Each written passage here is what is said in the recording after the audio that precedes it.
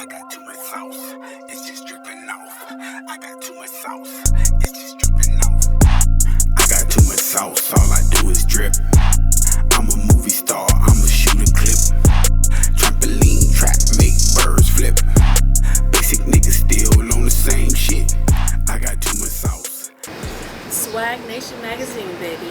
I'm Janae Price, and today we have swagging with us Maserati shellz, CEO, artist, and producer, a man of many talents. Thank you for coming out to, interview with us today. It's a pleasure to have you. Shout out SwaggNation for having me. I'm gonna swag out with y'all one time, you feel me? I feel it. Thank you. Appreciate that. So, I know you have a lot going on. Like I mentioned before, when I first came across you, you are a rap artist, and now you've evolved into so many different things. Just tell us a little bit about your evolution.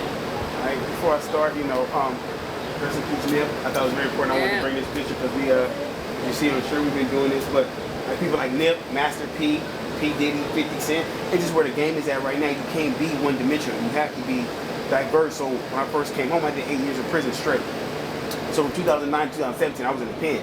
I just watched how the game changed, like from streaming to CDs going out the window to how people release their music. And I realized that, like Nip said, you don't need the label. You don't need the major labels. You can really do something, but you gotta have different hats.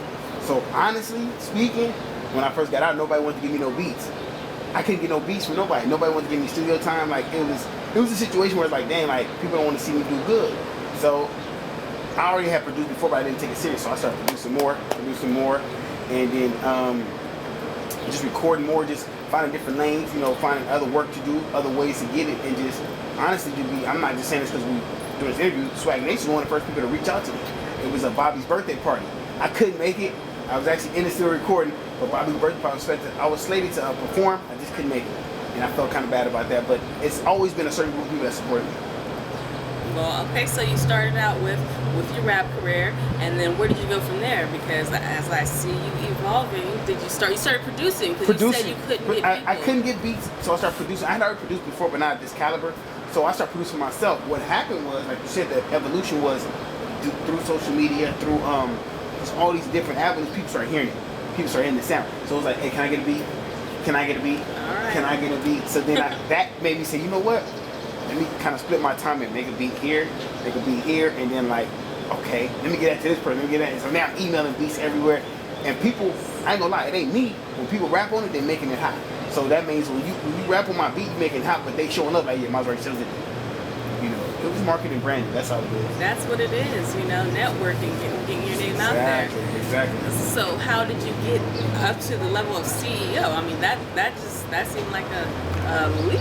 A leap? I mean, not a leap, but what made you decide to just become your own company? Okay, so at first 8182 was just a clique. It was just my boys, all my boys in and stuff. So SB, TRD, DJ Red Rum, we always been like this clique. So it was 8182, which is Alex's birthday. He's born in 81, I was born in 82. So with that being said, I'm not gonna let my crew know. Everybody know around me. I had a deal. A dude offered me a deal with a label.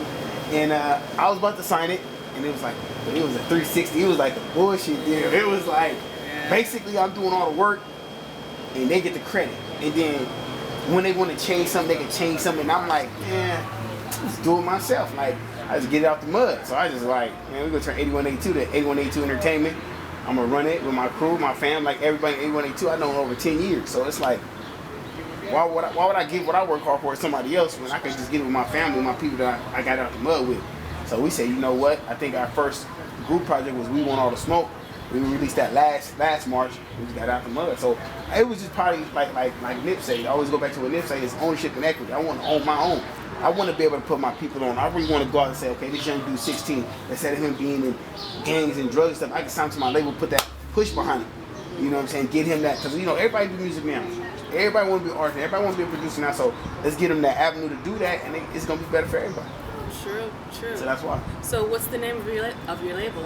8182 Entertainment, but it's kind of like a manager / label. Yeah, it's like it's just dual meaning. That's the tat right there. So that's why I got a tat on my face. So they asked me what's that. That's 8182. It's the infinity logo with a 1 and a 2. Basically, mean they'll never stop. This is forever.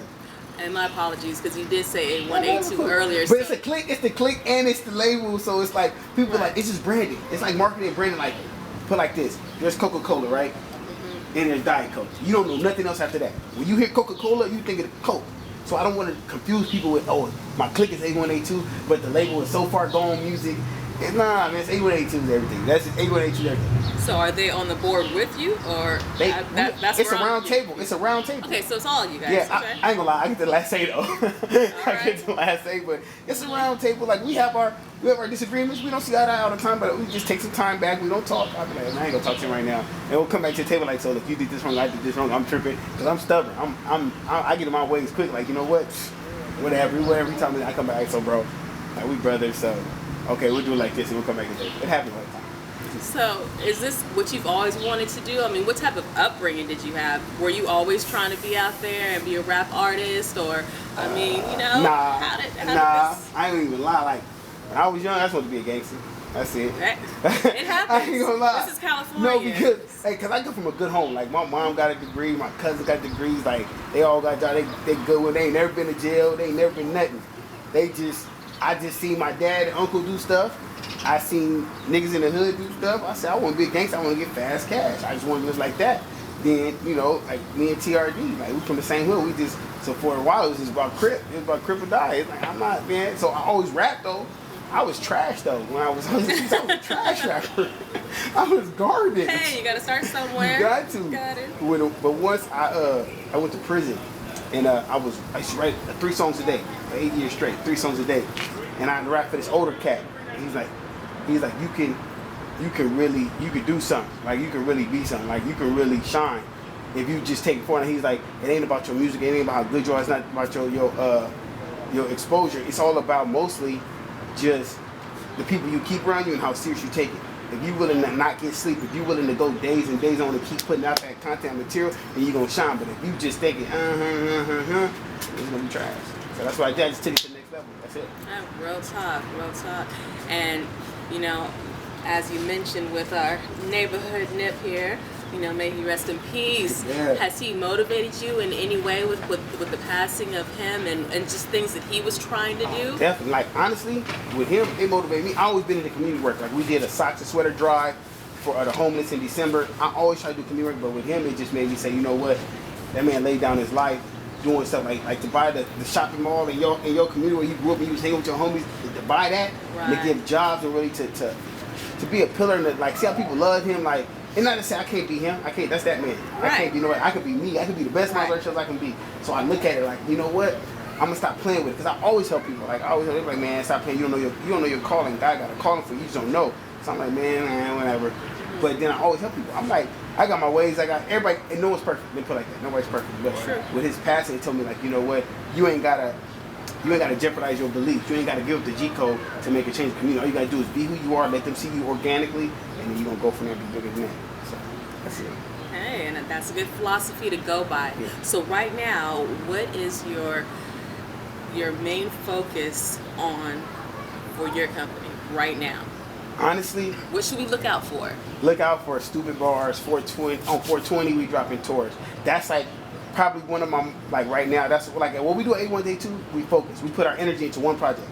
Okay. So when we get a project, and I might be behind on some beats. I might be behind, or one of the artists might not be doing what they're supposed to do. So I'll get on them. I'll get mad. I'm a Taurus, so I'll get mad. I get in my little feelings or whatever you want to call it. Taurus in the house. I'm Taurus too. Okay, you're Taurus. Okay, Oh, yeah. for sure. Then you already know what it is. I ain't gotta explain it. But we focus on one. It's like a mountain, right? If you see let's say it's $100 million behind that wall, Okay. and I go with one hammer, I'm trying to get to the 100 million, and I can't. Imagine if all of us got hammers and hit that wall at the same time. It's gonna come down. We're gonna get that $100 million. So that's how we do it. Like, we really get behind each other and not like saying feature on your stuff. We like really don't feature on each other's music. But what we do is when he drop a post, I'm gonna post his all day and night. I'm gonna post it. So you're gonna see it on my social media. You're gonna see it on his social media. Just like with Vince Versa, you're gonna be on his, gonna be on his, gonna be on his. Like, whenever we drop, we support each other. And we might not even, we don't hang out with each other every day. We not, like, I'm the nucleus because I'm like, everybody is like family to me. So I connect everybody. And everybody we not all see eye and eye all the time, but what we say is we got a common goal. Let's get this off the ground so they can do what they want to do. Like, Vince Versa is finna go into multimedia stuff. He's finna do videos. He's finna do photography. He's finna do motion graphics and all that. Like SB, he's in his artistry. So he's a pure artist. So So he wants the Grammys. He wants the billboards. Okay. He has that drive. So you know what? I'm gonna do all these songs. That's an artist we're gonna push to the point to where I like the CEO role. Because I tell you right now, I don't like doing all this music. I do it because it just flow out of me. I'd rather sit behind the scenes, make a beat, and chill like that, like them do it. You know what I'm saying? So just make it happen like that. That's it. We just focus right now. So making some beats and basically being a mastermind of sorts, You businessman Yeah, behind the scenes, yeah. hey, that's where it's at. So I like how you guys have come together to collab because you got a little bit of everything in there. Yes. So what is the lost my train of thought there. Hey, it happens. But what, so Can I get a drink while you're thinking? Can I get a drink? Go ahead, because I need a drink. You might need a drink. That's what it is. Keep it real. Like, I gotta have a drink, Get some sip. Get one in there for the neighborhood nip. Oh, Take for one more. nip. This one for nip. One more.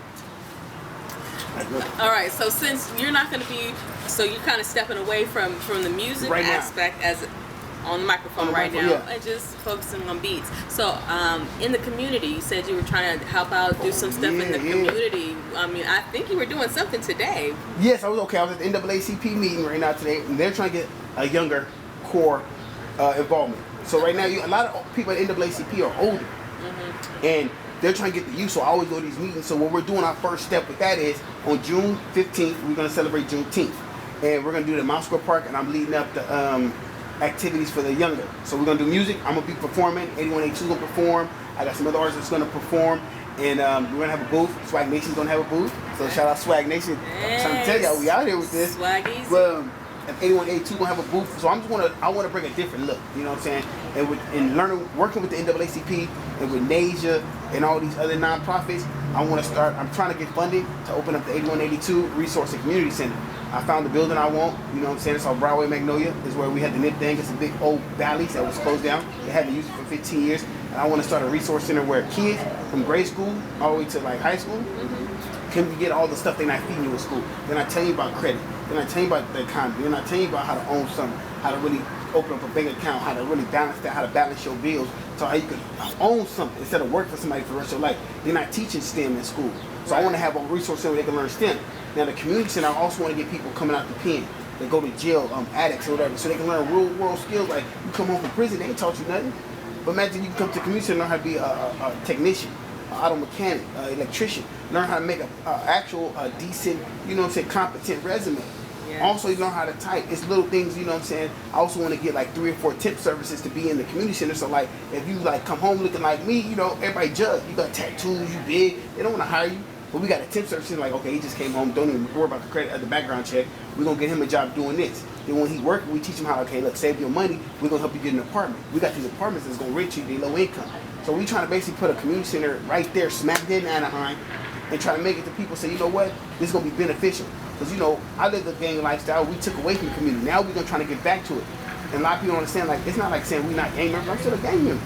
But I'm a gang member that's giving back. That's gonna show you, like, look, don't do what I did. Do it this way, and you can still be productive and be somebody. You ain't gotta chase clout all day. All right, so you started from the ground, now you're here. Mm-hmm. But we all know that it takes money to make money. So you said that you were incarcerated, you've been out the loop for a while. So how are you bringing this all together? My brother gave me a laptop. DJ Rev Room gave me a mic. My little cousin gave me a speaker. I took all my money and I started messing with stuff. Like I bought this, and that, adding on. Then I got a job. Then I got another job. All right. Then I had another job. I had 3 jobs at one time. Hey. And I was working all my money going to music. I started getting videos, placements, doing stuff, investing my money on my time, sitting. I had a night job. It's cold in the rain. I'm on a forklift. I'm on Instagram posting.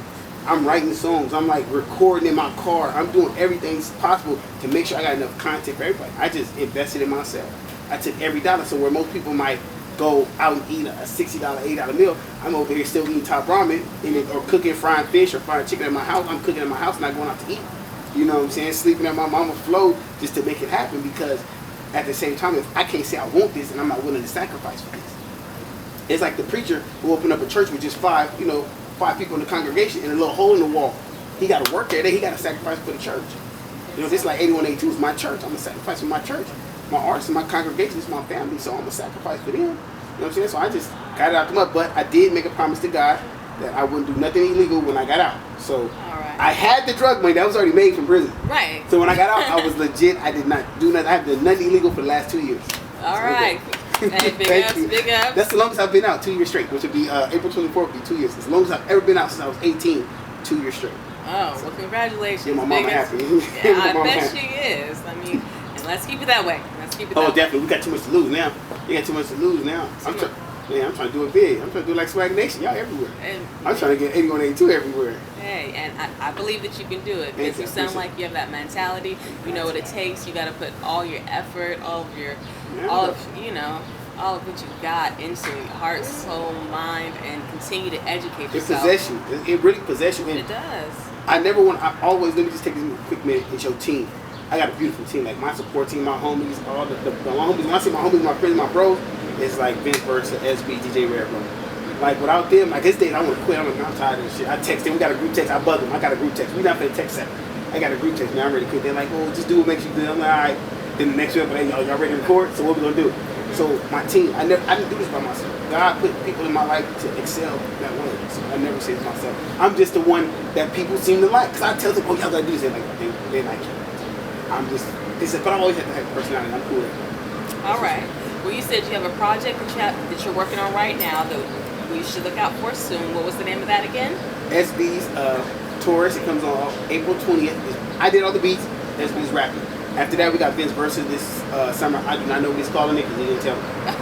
He just said send beats, so I'm sending him beats. All right, send them beats. And please let everyone know where they can find you on social media, where they can find your music, if you're on iTunes, or wherever you guys might be at. Let them know. Okay, you can go find me at Instagram, Facebook, Twitter, whatever you got, at Maserati shellz.